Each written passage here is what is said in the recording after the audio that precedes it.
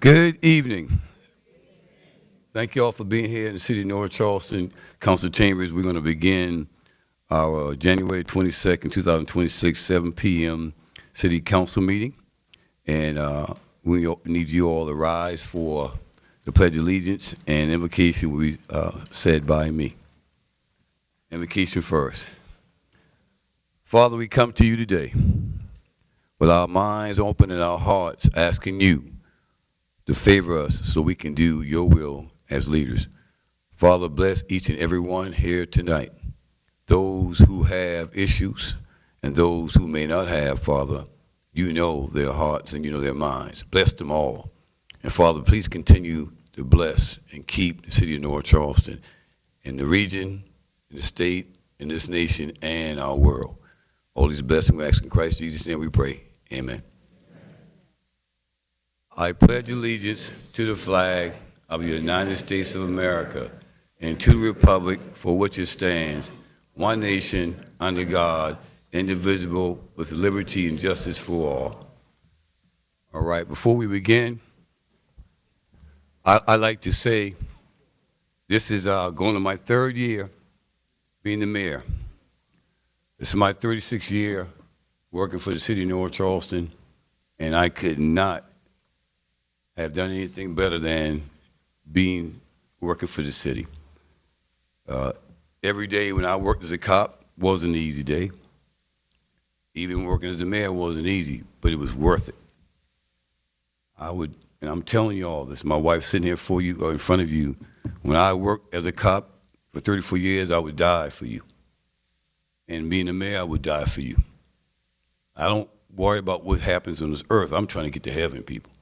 And the only way you can get to heaven, you have to serve. You all can believe whatever you want to believe. I've been in this world for 60 years, seeing a lot of my family die and friends. But I've never seen the righteous forsaken. Never. So all I'm saying to you all is just keep believing in us. We are a team now. And this team needs you all to back it up. So before I begin the video, I want to thank the folks who made my career here, especially as a mayor, a whole lot easy. Is Councilwoman Ron Jerome, District 2.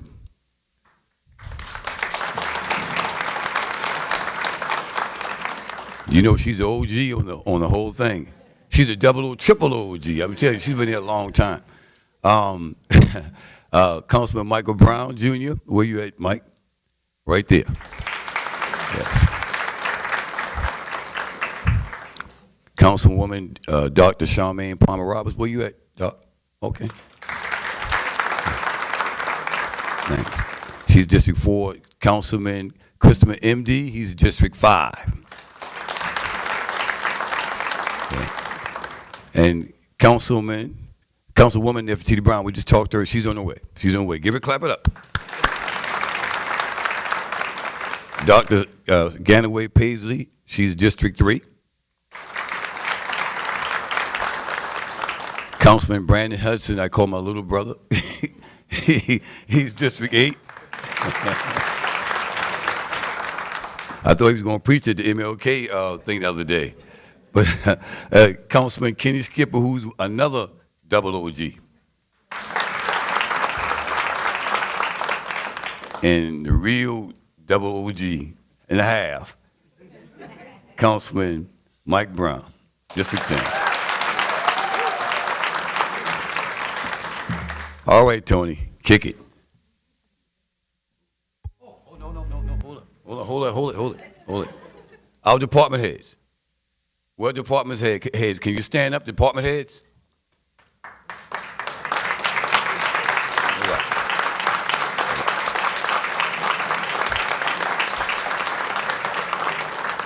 They make your city go around. They do. And thank God for them. And my wife, I'll never forget you, sweetheart. You reminded me. Thank you. All right.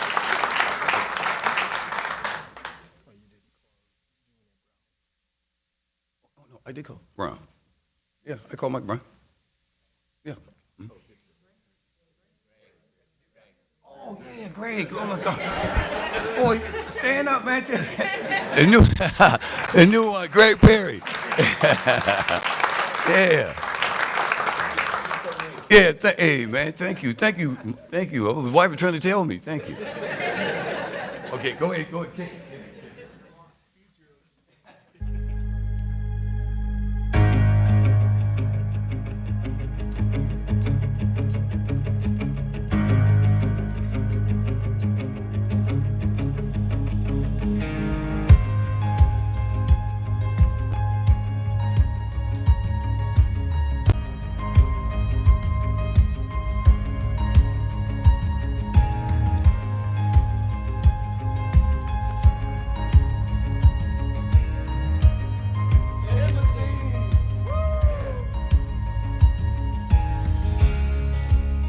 Residents of this great city, distinguished members of City Council, faith leaders, partners in business, and the dedicated employees who power North Charleston. Good evening. 2 years ago, I stood before you, hand on the Bible, taking an oath to serve as your mayor. I stood there not just as a former police chief, not just as a Barnes Wilson Mighty Cobra, and not just as a son of a mother who taught me the value of sacrifice. I stood there as a child of Union Heights and Liberty Hill. I stood there as a living testament to the fact that good things come out of North Charleston. This is a place where a boy can grow up in neglected neighborhoods and against all odds, rise to lead the very city that raised him. Tonight, we mark the beginning of our third year together in this administration. I am here to tell you that the state of the city is strong, it's determined, it's resilient, and it's moving forward with a clear vision. When I took the office, I promised you that I would be an accessible and determined leader. I promised that public safety would remain paramount.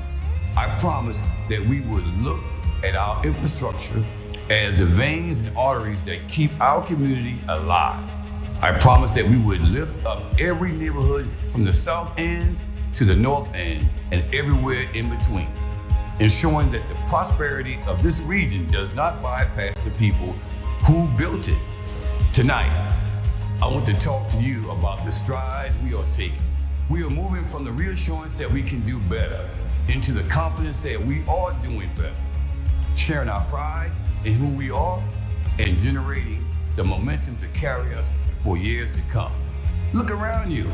Look at the buildings popping up along our transportation corridors.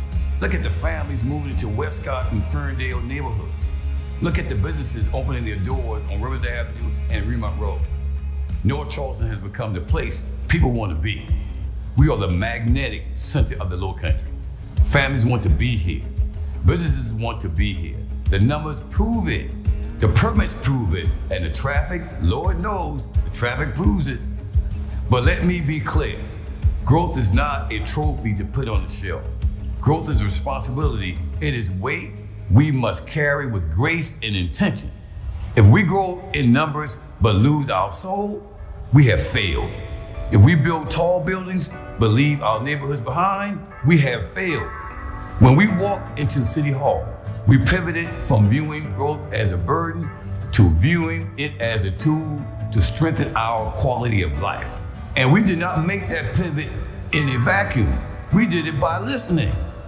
We deployed our ombudsman and staff to every neighborhood meeting, not to talk at you, but to listen to you. We operate on a simple truth. People don't care about how much you know until you show them how much you care. Because a government that sits behind a desk is a government that's blind to the realities of the community. Because we listened, we are working to ensure the city reflects you. The heart of the plan is simple: livability. Growth must strengthen, not strain, our neighborhoods.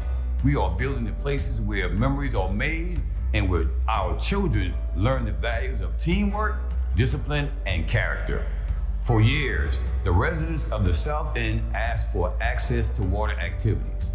I am proud to say that we are delivering. The new Gethsemane Community Center will open in the coming months. And after it opens, the construction of the first public pool in the South End of the city will begin. That is equity in action. That is a promise kept. In Dorchester Terrace, we heard you. The old Janine Batten facility served the community in its time, but our families deserve a modern community center. That is why we broke ground on the new Wide Lane Community Center. This will be a hub for civic engagement, a place where seniors can gather and youth can learn, right in the heart of the neighborhood. When the Navy base closed and redevelopment began, we lost Sterrett Hall. The gym was a landmark and a home for athletes. We promised to replace it, and through our partnership with the South Carolina Ports Authority, the North Charleston Community Wellness Center on the former Tank Farm site on Conner Avenue will soon be open. Replacing Sterrett Hall is restoring a piece of our community's heart. We have partnered with the Cal Ripken Senior Foundation to transform the open space at the former Shakur Tank Farm into one that focuses on mentorship and character building. We are using sports to build better citizens. For our neighbors in Highland Terrace, Liberty Park, and Russellville, we are moving past the talking phase. We are currently designing a new community center and pocket parks that these historical neighborhoods deserve. In District 1, we are building a public park at the Thomas Evans Community Center with input from the community to ensure that the amenities meet the community need. We are ensuring that every part of this city has a space to gather. But we aren't stopping there. We are investing in our youth in innovative and exciting ways. At the corner of North and East Montague, we are building a world-class skate park. We are giving our young people who may not participate in traditional sports a place to be active, to be creative, and to be safe. We are also expanding access to the mind.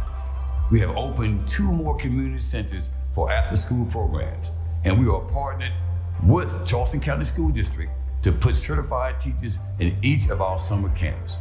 We will not let the summer slide take away the progress our students make during the school year. When they are with us, they are learning. The old Shakur Elementary School, a building that holds memories for so many, is being reborn. Through our partnership with Metanoia, it is transforming into Crystal Ray High School. This school will be a beacon. It will offer a corporate work-study program that gives students real-world experience while they get a college prep education. It is becoming a new community anchor for prosperity. But facilities alone don't build character. Systems do. This is why we have reestablished the youth court. This is critical.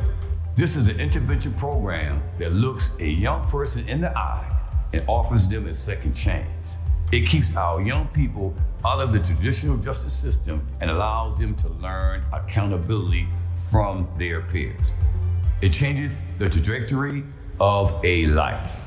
And when we look at the present, the world is watching us.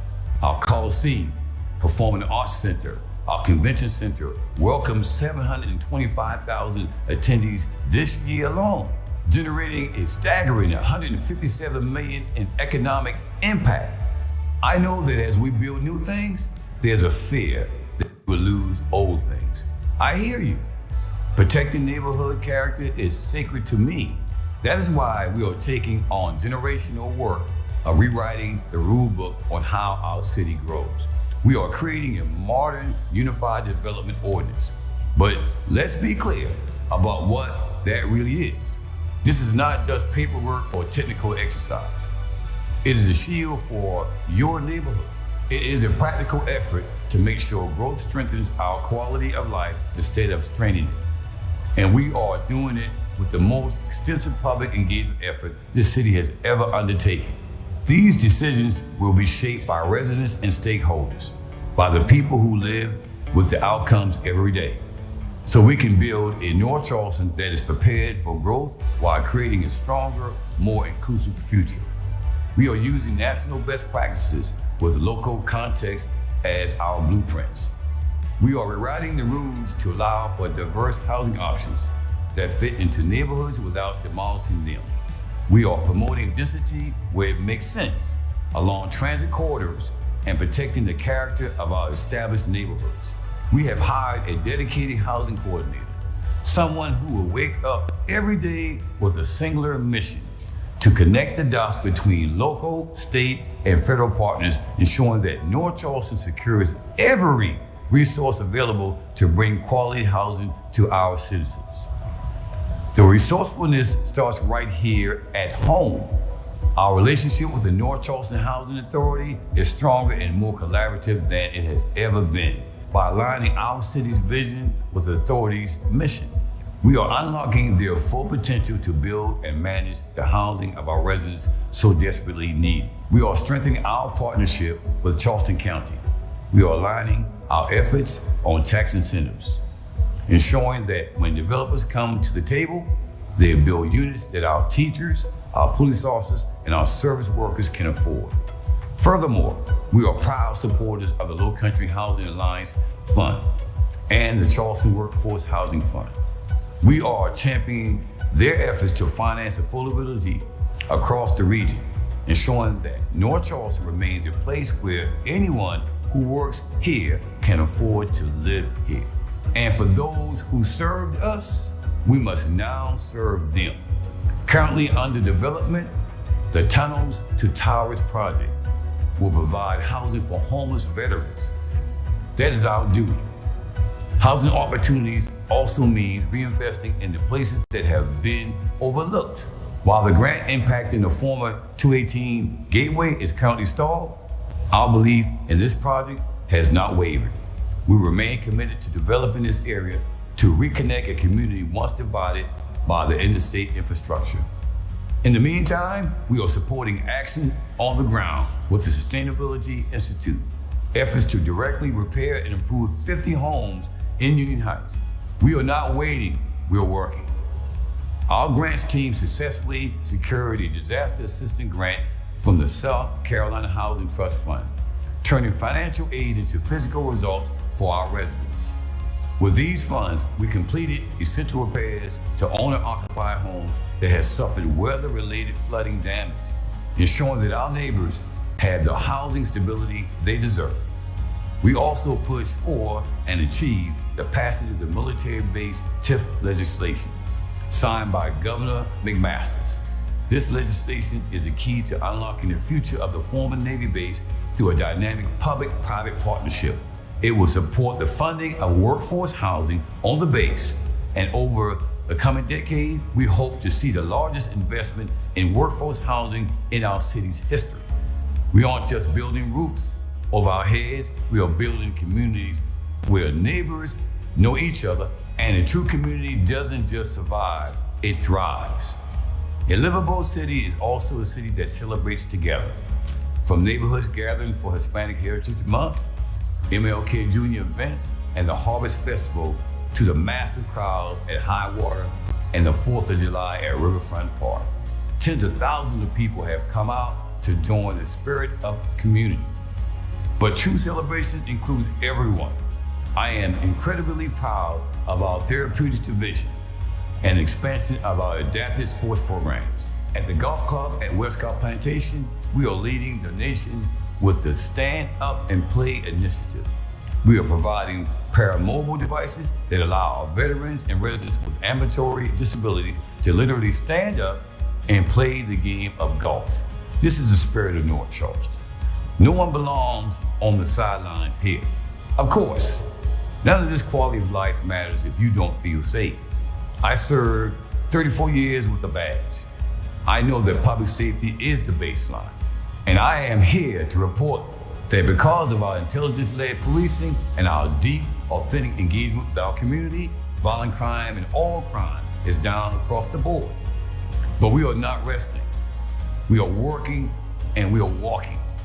Our recap walks and our violent interrupters are out there every week, building relationships and interrupting the cycle of violence before it starts. We are not just arresting, we are preventing. And we're proud to report that the police department has achieved full staffing. The Fire Inspection and Community Risk Reduction Division not only achieved full staffing, but also earned the Fire Safe South Carolina designation for the 7th consecutive year. To keep you safe, we must keep our first responders equipped. 5 new fire trucks, engines and ladders are now serving you at stations 1, 2, and 5. We are also constructing a specialized shipboard firefighting training facility to prepare for every hazard. A resilient city plans ahead. Resiliency is more than safety from water. A resilient city will survive any threat, adapt and grow in the face of shocks and stress. And when challenges arise, a resilient city will transition and bounce back stronger. We were proud participants in the Regional Reality Check 2.0 Summit to face the hard truth about our growth in the Low Country. And the reality is this: the data tells us that by 2045, our region will need to accommodate 102,000 new households and 140,000 new jobs. We are adhering to the consensus reached around that table. We must focus growth where infrastructure already exists, preserving our character while connecting our citizens to opportunity. And efforts like the extension of the Charleston County Transportation Sales Tax Program is likely the only funding source to strengthen and prepare our infrastructure for this growth.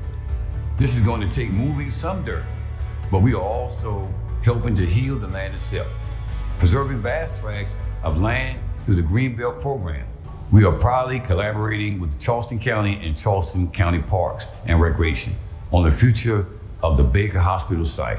That land, which has sat as a blight, will be reborn. We are standing with our partners to turn liabilities into assets. We are committed to maintaining those assets at the highest level. That is why our Public Works Department is currently pursuing national accreditation. This is a rigorous process that benchmarks our operations against the best practices in North America.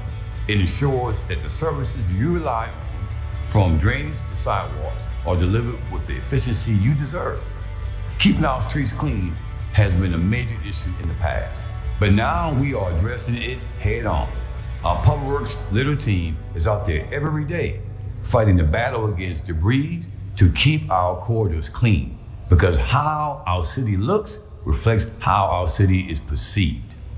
Our compost program is turning waste into resources, and Keep North Charleston Beautiful is mobilizing volunteers to ensure that our city reflects the pride we feel in our hearts.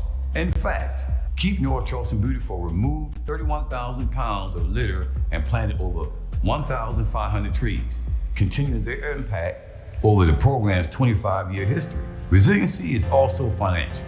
We know that flood insurance rates are a burden on our families. That is why our floodplain manager and supporting staff work to improve our community rating system score from a 7 to a 5. That means a 25% savings on flood insurance premiums for our residents. That is real money. That is real money back in your pocket. That is a win for your household budget. And that is how we win every day. This year, we decreased our outstanding bond debt by over $19 million. Because of this discipline, we maintain a strong bond rating. Our finance department was awarded the Certificate of Achievement for Excellence in Financial Reporting for the 36th consecutive year. North Charleston is where businesses thrive and grow. Our business license revenue has seen significant growth, directly reflecting the commercial vitality and expansion of our business community. When businesses thrive, our city thrives. North Charleston is arguably the economic engine driving the state. Opportunity must be accessible to every resident in every neighborhood. Our Office of Business Opportunity is doing the groundwork, engaging hundreds of disadvantaged businesses. We are connecting them to large contractors, developers, and corporations. We want to make sure that when building goes up, a local has an opportunity to earn a contract. We're increasing the visibility and elevating our small business and entrepreneur ecosystem. In the last year, we saw $3.1 billion in permit valuation totals. This isn't just big numbers for the sake of numbers. Commercial development means commercial tax base. It means businesses are paying the taxes so that the homeowners don't have to shoulder the entire burden funding our police, our fire, and our parks. We are the home of giants. Boeing's North Charleston expansion is a $1 billion project to boost worldwide 787 Dreamliner production, adding the second 1.2 million square foot final assembly building while creating over 1,000 jobs. We want to ensure our support results in the training pipeline to ensure that our kids growing up in the Whaley or the Northwoods are the ones building, engineering, and designing the jets of tomorrow. The next great aerospace engineer should be homegrown. And look at Roper St. Francis Healthcare. They have chosen North Charleston for their new main campus. It means world-class medical care will be right here in the geographic center of the Low Country. It means thousands of jobs, not just for doctors, but for technicians, for administrators, for support staff. Improving access to world-class healthcare will also save lives. But a resilient city cannot stand on giants alone. While these major industries anchor our economy, our small businesses remain the true backbone of our community. We are proud to stand alongside partners like Low Country Local First to champion the local entrepreneurs who give North Charleston its unique character. Whether it is a new storefront on Montague or a multi-generational family business in the South End, these are the people driving our daily vitality. You cannot prosper if you cannot move. Mobility is essential to opportunity. We are preparing for the Low Country Rapid Transit. The design is 100% complete. This will transform the Rivers Avenue corridor. We are working alongside BCD COG to ensure that the development that happens around these stations benefits us. We want dense, walkable, affordable communities where you can hop on a rapid bus and get to work or the doctor without sitting in traffic. But the bus wouldn't fix everything. We are working on the roads now. We are working to create and implement comprehensive safety action plan, aiming for 0 deaths and serious injuries on roads through a safe system approach. We are studying the feasibility of a new Azalea Trail and a new, safer community level Liberty Hill streetscape is currently in design. We want a city where you can ride a bike from Riverfront Park to West Ashley and Reynolds Avenue to Charleston Southern safely. Bridges are being built. The Palmetto Commerce Interchange is open. The new Cosgrove Overpass is open. These projects are relieving the pressure valves on our neighborhoods, taking through traffic off of our local streets. And once again, looking ahead, we are working alongside Charleston County and our neighboring municipalities on extension of the transportation sales tax. This program is vital. It funds our improved roadways, it funds public transit, and it preserves our precious green space. It is the single most important investment we can make to mitigate the impacts of growth we are experiencing. My friends, the state of our city is not just growing, it is maturing. We are moving from reassurance to confidence. Every day, businesses knock on our door to be a part of the North Charleston story. Every day, families choose this city as a place to plant their roots. They want to be here because they see what we see. They see a city that listens. They see a city that innovates. They see a city that takes care of its own. I thank the incredible staff of the city of North Charleston. They are the ones who answer the calls and work every single day with the goal of improving our lives. They are the backbone of this progress. And I want to thank you, the citizens. You are the soul of this city. We have much work to do. We will continue to grow together. There will be challenges and there will be storms, but we are built for this. We are North Charleston, defined by our heart and our spirit. Together, we are building a city, the place people want to be. Walk with me. Work with me. Let's win every day. God bless you, and God bless the city of North Charleston.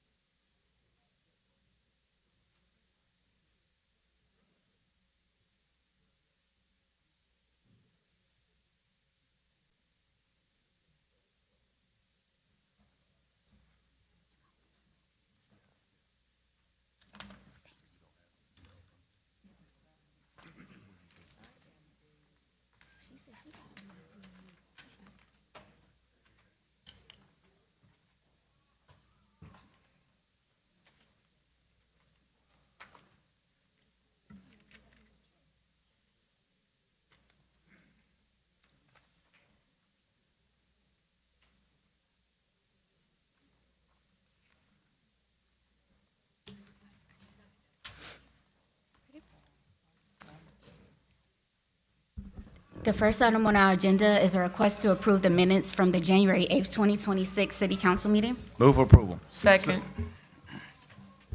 We have a motion and a second. Any changes or corrections? Hearing none, Madam Clerk, please call the roll. Mr. Perry? Aye. Ms. Jerome? Aye. Dr. Ganaway Paisley? Aye. Dr. Palmer Roberts? Aye. Mr. MD? Aye. Ms. Brown? Aye. Mr. Brown? Aye. Mr. Hudson? Aye. Mr. Skipper? Aye. Mr. Brown? Aye. Mayor Burgess? Aye. We have the final reading of an ordinance adopting a bill to be entitled an annexation ordinance of the City of North Charleston, annexing an area of Charleston County known as 55U, TMS number 41105, parcel 102, and 41105, parcel 103, and make it part of present City Council District 6 as shown on a map prepared by the GIS Department for purposes of this annexation dated December 23rd, 2025, bearing the title Area Proposed for Annexation by the City of North Charleston, Section 55U in Council District 6. Any motions? Move for approval. Second. Mr. Mayor, before you move forward, I will give you a report that we have checked the auditor as well as the assessor's office. The records are intact, and we're able to move forward with this particular rezoning or annexation if the council so chooses. Okay, we have a motion and a second. Any discussions? Hearing none, Madam Clerk, please call the roll. Mr. Perry? Aye. Ms. Jerome? Aye. Dr. Ganaway Paisley? Aye. Dr. Palmer Roberts? Aye. Mr. MD? Aye. Ms. Brown? Aye. Mr. Brown? Aye. Mr. Hudson? Aye. Mr. Skipper? Aye. Mr. Brown? Aye. Mayor Burgess? Aye. We have the final reading of an ordinance rezoning the property addressed as 7047 Stall Road, Charleston County, TMS number 47813, parcel 16, from B1 Limited Business to B2 General Business in Council District 2. Move for denial. Second. We have a motion for denial and a second. Any discussions? Hearing none, Madam Clerk, please call the roll. Mr. Perry? Aye. Ms. Jerome? Aye. Dr. Ganaway Paisley? Aye. Dr. Palmer Roberts? Aye. Mr. MD? Aye. Ms. Brown? Ms. Brown? Aye. Mr. Brown? Aye. Mr. Hudson? Aye. Mr. Skipper? Aye. Mr. Brown? Aye. Mayor Burgess? Aye.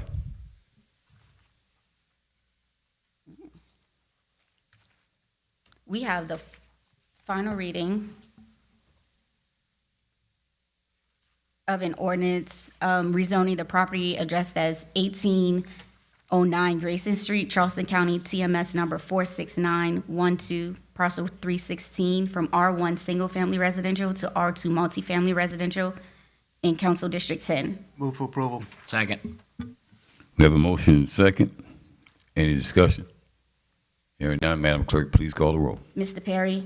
Aye. Ms. Jerome? Aye. Dr. Ganaway Paisley? Aye. Dr. Palmer Roberts? Aye. Mr. MD? Aye. Ms. Brown? Aye. Mr. Brown? Aye. Mr. Hudson? Aye. Mr. Skipper? Aye. Mr. Brown? Aye. Mayor Burgess? Aye. We have an ordinance rezoning the property address as 1912 English Street, Charleston County, TMS number 46916, parcel 122, from R1 Single Family Residential to R2 Multifamily Residential in Council District 10. Move for approval. Second. We have a motion and a second. Any discussions? Hearing none, Madam Clerk, please call the roll.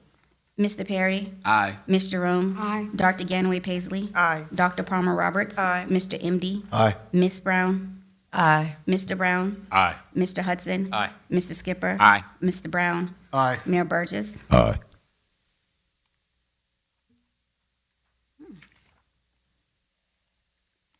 We have the final reading of an ordinance rezoning the property address as 4621 Durant Avenue, Charleston County, TMS number 47004, parcel 127, from R1 Single Family Residential to ON Neighborhood Office in Council District 8. Move to approve. Second. We have a motion and a second. Any discussions? Hearing none, Madam Clerk, please call the roll. Mr. Perry? Aye. Ms. Jerome? Aye. Dr. Ganaway Paisley? Aye. Dr. Palmer Roberts? Aye. Mr. MD? Aye. Ms. Brown? Aye. Mr. Brown? Aye. Mr. Hudson? Aye. Mr. Skipper? Aye. Mr. Brown? Aye. Mayor Burgess? Aye. We have an ordinance rezoning a property address that's 5623 Dobson Street, Charleston County, TMS number 47313, parcel 140, from R1 Single Family Residential to R2 Multifamily Residential in Council District 8. Move to approve. Second. We have a motion and a second. Any discussions? Hearing none, Madam Clerk, please call the roll. Mr. Perry? Aye. Ms. Jerome? Aye. Dr. Ganaway Paisley? Aye. Dr. Palmer Roberts? Aye. Mr. MD? Aye. Ms. Brown? Aye. Mr. Brown? Aye. Mr. Hudson? Aye. Mr. Skipper? Aye. Mr. Brown? Aye. Mayor Burgess? Aye.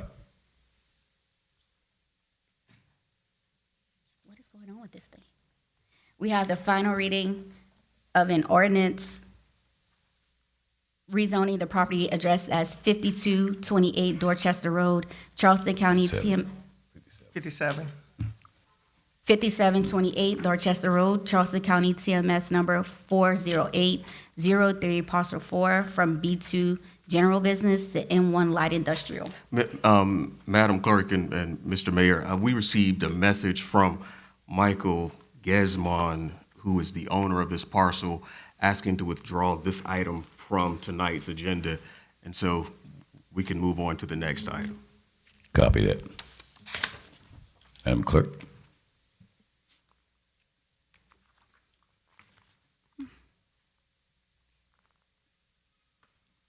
We have the final reading of an ordinance amending Section 2-36 of the Code of Ordinances of the City of North Charleston to adjust the times of regular city council meetings. Move for approval. Second. We have a motion and a second. Any discussions? Madam Clerk, please call the roll. Mr. Perry? Aye. Ms. Jerome? Aye. Dr. Ganaway Paisley? Aye. Dr. Palmer Roberts? Aye. Mr. MD? Aye. Mr. Brown? Ms. Brown? Aye. Mr. Brown? Aye. Mr. Hudson? Mr. Skipper? Aye. Mr. Brown? Aye. Mayor Burgess? Aye. What time will that be from here on out? So the community will know. 6:30. 6:30, council meetings from here on out. 6:30 p.m. Mr. Mayor, Yes, sir. if it's okay, by council, items 10 through 18, can we do those by title only? I think we probably went over those pretty well in committee meetings. Yes, sir. Without objections, we will hear items 10 through 18 by title only. Mr. Mayor, Yes, ma'am. did we not just hear item 10? No, we have to. Yeah, we have to. Yeah. Yeah. No, Yeah, we good. One of the items. we'll hear items 10 through 17. Hold on. 18, 18, 10 through 18. right, Madam Clerk, do your thing. Have a resolution authorizing the mayor to execute appropriate documents with the South Carolina Department of Transportation for the transfer of right-of-ways of segments of North Boulevard and Marquise Road into the city system in Council District 10. A request authorizing the mayor to execute any and all documents necessary and appropriate to accept the building identified as the Carner Avenue Wellness Center from Ports Authority. Request to approve speed humps on SCDOT Road, Spur Street in Council District 6. Request to approve speed humps on SCDOT Road on Alston Avenue in Council District 2. A request to approve equipment purchase for the police evidence movable shelving in the amount of $480,709.16 to the business system of South Carolina. A request to approve the evaluation committee for project NC 0126, planning an environmental leakage study of the elimination of the Durant Avenue Railroad crossing. A request to approve the evaluation committee for project NC 0226 for the IDIQ design build services. A request to approve the evaluation committee for project NC 2325 IDIQ architectural services. And we have the request to reappoint Mr. Renda Doctor and Mr. Greg Gomes to the North Charleston Sewer District Commission, North Charleston Public Service District. Move for George, hold up, 1 second. I'm sorry, Councilwoman. That George is Gomes. Mr. George Gomes. Yeah, George Gomes. Move for approval. Second. We have a motion and a second. Any discussions? Hearing none, Madam Clerk, please call the roll. Mr. Perry. Aye. Ms. Jerome. Aye. Dr. Ganaway Paisley. Aye. Dr. Palmer Roberts. Aye. Mr. MD. Aye. Ms. Brown. Aye. Mr. Brown. Aye. Mr. Hudson. Aye. Mr. Skipper. Aye. Mr. Brown. Aye. Mayor Burgess. Aye. We have a request to appoint the mayor pro tem. Mayor, I'd like to nominate Kenny Skipper. Second. Second. Oh, I'm sorry. Say it one more time. I didn't hear it. I'd like to nominate Kenny Skipper. Okay, you get a second? Second. Okay. All right, we have a motion and a second. Any discussions? Hearing none, Madam Clerk, please call the roll. Mr. Perry. Aye. Ms. Jerome. Aye. Dr. Ganaway Paisley. Aye. Dr. Palmer Roberts. Aye. Mr. MD. Here. Ms. Brown. Aye. Mr. Brown. Aye. Mr. Hudson. Aye. Mr. Skipper. Aye. Mr. Brown. Aye. Mayor Burgess. Aye. Congratulations, new Mayor Pro Tem.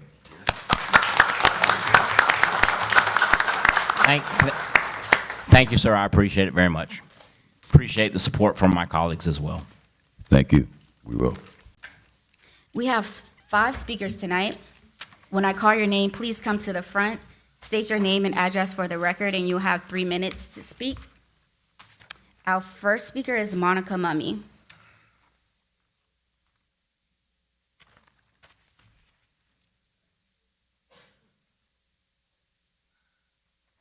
Good evening, Monica Mummy, 2474 Vestavia Road, North Charleston, 29406. Monica Mummy, 2474 Vestavia Road, North Charleston. I came in December and was very grateful to the city for having respected the needs of my community in regards to a shooting on Bordeaux Court. We were under the impression that the cameras were up and operational. There was a drug bust at the house on the corner that we had repeatedly reported for suspicious activity. We had another shooting on Wednesday, the 14th, at 4 o'clock in the morning, slightly before 4 a.m. And a man was shot in the back. He's still pretty critically ill at Trinity Medical Center. This happened at the corner of Green Ridge and Delhi, where the city had placed a camera, and we've come to find out that that camera was not yet operational. That's kind of an omission. We were under the impression that those cameras were active. They took away the portable camera. And unfortunately, with this new shooting, Mr. Potter is the one whose footage from his home camera was responsible for all of the information that's been gathered by the police so far. I keep hearing safety is so important. Unfortunately, this was really handled kind of poorly. The police arrived at 3:45 in the morning, and that is the morning of our trash pickup, and a bloodied black jacket and cell phones were dispensed into a gentleman's trash. None of the police officers that came evaluated the trash cans that were on the roadside. If it wasn't for Alex coming home and checking his trash can to see if he could pull it up to the house, that evidence would have been destroyed. It's such a detrimental thing to our little community. This is a less than a half of a mile square that this has occurred on. Delhi Road, Green Ridge Road, Bienville, and Bordeaux Court. The first shooting took holes into Mr. Potter's truck and his house. His wife and his 4-year-old had just gone inside, so we were lucky we didn't have a death there. The second shooting, there are still bullet holes at 8211 Green Ridge. One of them is within a 1/4 inch of this gentleman's master bedroom window. You can see it in the window framing. I don't know that those bullets have been removed yet, or even if that has been investigated. We were under the impression that safety measures had been put in place. I am profoundly disappointed that I came here in December and really thought that that had been taken care of, and we could have lost community members again, and there's no city evidence because there's no camera system in place on that corner. The camera's up on the corner of Green Ridge and Delhi, but it's not functional. These gentlemen came into our neighborhood up Deerwood and either came up Delhi or came up to Green Ridge trying to break into cars, going door to door, house to house. They were trying to get to Glenford, the road behind Bordeaux, and they couldn't jump over the fences because he had a bullet hole in his buttocks that went through his body. So at least one of them couldn't get away simply because he had a bullet hole in his back. The fact that any of my community members could have been shot, it makes me tremble to think about it. Mr. Potter has all the footage. We're more than willing to share that with you all, but we would like to have the big yellow sign that says report suspicious activity put back on the corner. You were there at our meeting. Yes, ma'am. Have you spoken with Chief Camacho on that? I called your office and tried to make an appointment and nobody got back with me. With me? Yes, I called your office and he was a part of the email system. Okay. And his response was, Deputy Chief Keys would be our point person. And Deputy Chief Keys has been in the neighborhood. He has made himself readily available. Okay. But nobody has set up a meeting to come back into the community and talk to us. Okay. Silva came to our community meeting. We have 15 people willing to be a part of a neighborhood watch. Yes, ma'am. We've done all the things. We've filed the reports. We've called the 911s in. 2 people on Bordeaux called in the 911 on that young man that was shot. Was that the week after I came to your meeting? That was or- the day after. Day after. The day Okay. after you came and spoke at our meeting, because Okay. I don't know what Mr. Silver's rank is. Yes, ma'am. But Mr. Silva came and spoke at our meeting. We collected all the signatures. We've done all the things we can as a community. Okay. We All need right. the safety stuff put in place before somebody dies. Yes, ma'am. Thank you. Dr. Justin Buford.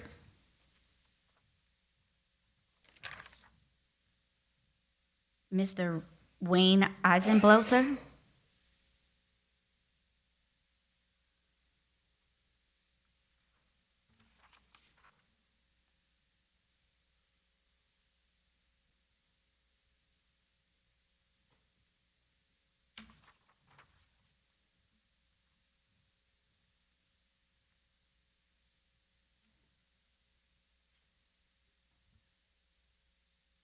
Good evening.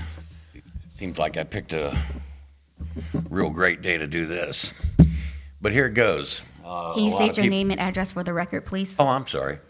7770 Suzanne Drive, North Charleston, 29418. A lot of people recognize the voice. I've talked with many of you. Support staff, police department, the ombudsman, your office. And I've had some success, but not enough. What I come here tonight to talk about is a quality of life issue that affects everybody. You, everybody in this room. There's a state law that says that you cannot modify your exhaust on your vehicle to make it louder or more obnoxious just for the sake of making it louder and more obnoxious. Now, I'll give you an example of that. This is what we live with and where I live. Suzanne's in Glen Terrace, right? Yeah, let me turn it Gotcha. up. Okay. Let me try this again. Here you go.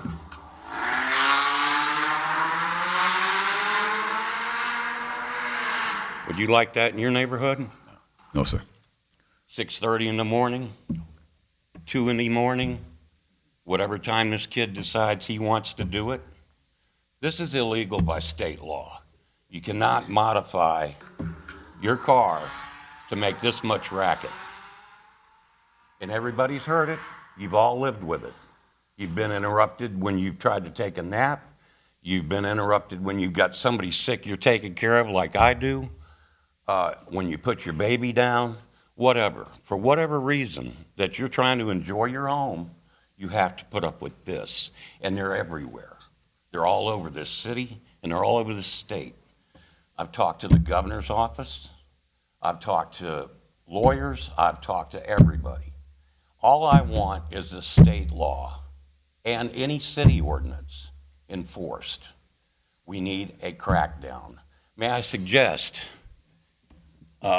maybe looking at saturation patrols from time to time in certain neighborhoods? May I suggest on your cameras, like this lady was talking about, that they put a camera up, but it's inoperable. When I saw that you were getting cameras, why don't you put up decoy cameras? The same housings, make them wonder if the camera's in there or not. They wouldn't know the difference. It might help. But beyond that, illegal tent, when these cars come through my place, brand new cars, guess what lights don't work? They're tag lights. I had to get night vision to see if I could pull tag numbers. Okay? I've had it. You know, I'm 68. I might have 10 years left on the planet if I'm lucky. I don't want to be living in a city or anywhere else that I can't enjoy the peace and quiet in my home. Yes, sir. Okay? Deputy Chief Keys, where's Keys? And I really do believe, again, this is not just for me. This is for everybody. I got you, sir. Is there anybody in here that doesn't like it? Because I can't take no more of it. Yes, sir. Captain Tammy right here. Say it. Yeah. Yes. All right. Yes, sir. Hey, Yes, I sir. appreciate No, it. no, and we want to follow up. She'll get us a follow-up. No problem. Yes, sir. It was a nice meeting at the Yes, sir. over there. That's what I met you at. Yes, sir. Yes, sir. You too. Thank you, sir. Neil Bailey.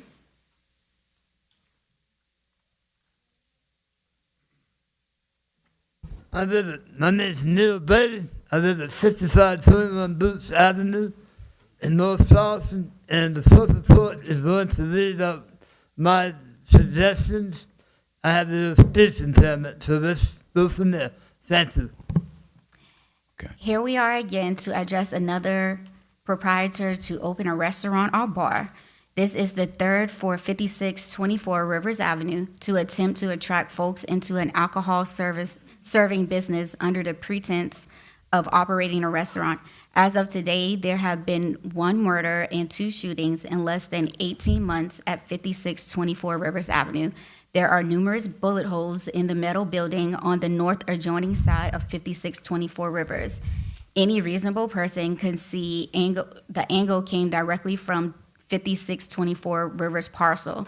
The fence between this parcel and the R1 parcels are being held together by mere luck, as it was trampled down during one of the shootings with people running from the dangerous situation. On January 19th, a man named Hector showed up at my home, entered into my yard, and began telling me the same story the previous proprietors, owners promised the city of North Charleston and Singing Pines neighborhood and myself. But again, the only thing that happened by allowing the establishment to operate is a murder and 2 shootings. When will the people in authority in city positions stop this dangerous behavior and allowing the quietness of Singing Pines neighborhood to be disrupted? There is also a curb cut situation. The curb cut is not in a position to allow parking as well as ingress and egress from the property in a safe manner. This also creates a risk when cars are pulling in and out of Rivers Avenue. The city of North Charleston has allowed this parcel to open under the just of a bar and grill only to meet the zoning abilities. However, it operates as a nightlife business, which is not allowed under the zoning or proximity of to R1. There are families with proximity to stray bullets, killing and severely injuring the occupants of the homes within Singing Pines. I have only one question. How many deaths are worth allowing 5624 Rivers Avenue to operate? Thank you very much. Thank you, Mr. Neal. Thank you. Andrea Erb.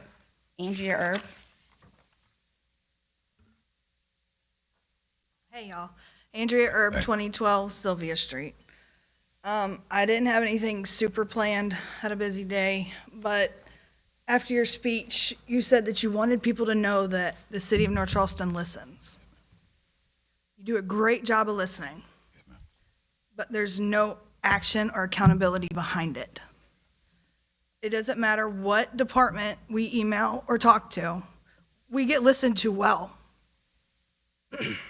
You get a thank you, goodbye.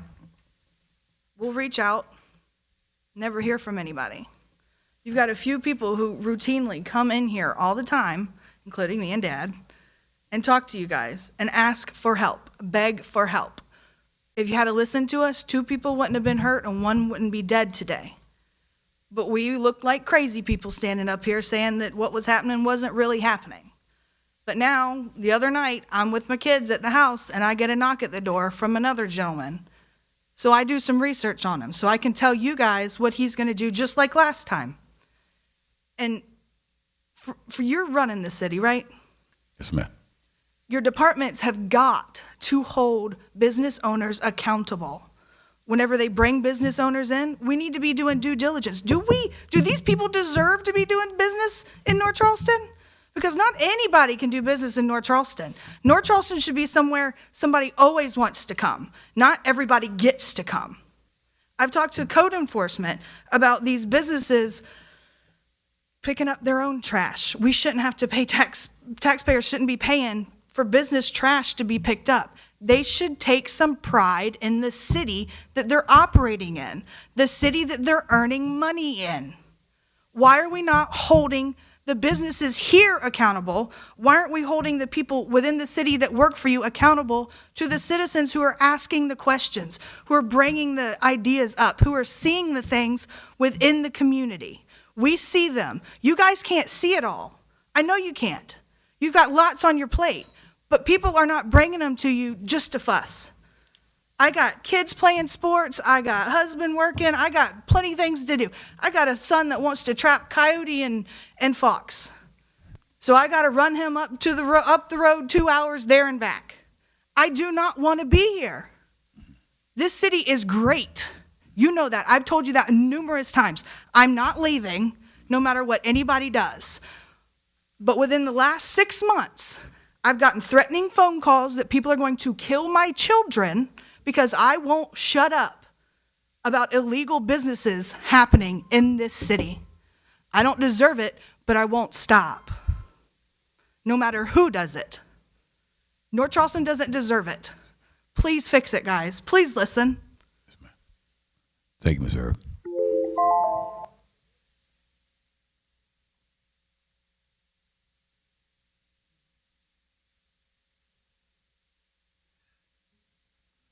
Mr. Mayor, if I could have a motion to go into an executive session to discuss the settlement of a legal claim regarding property disputes as well as a personnel matter. Second.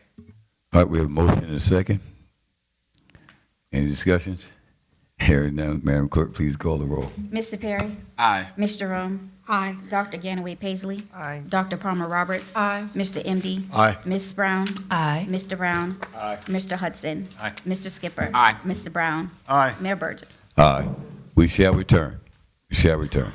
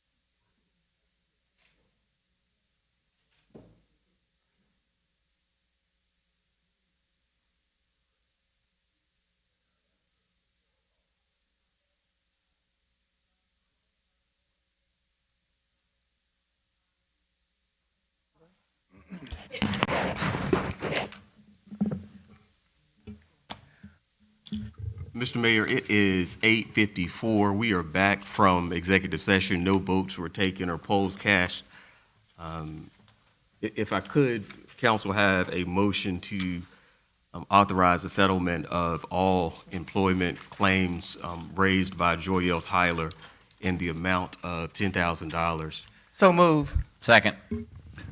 We have a motion and a second. Any changes or corrections? Any discussions?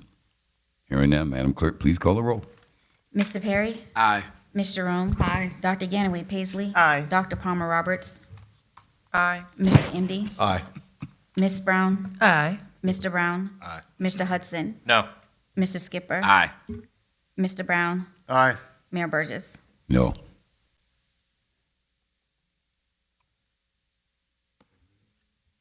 Okay. Any other business to come before the body? Hearing none, this meeting is adjourned.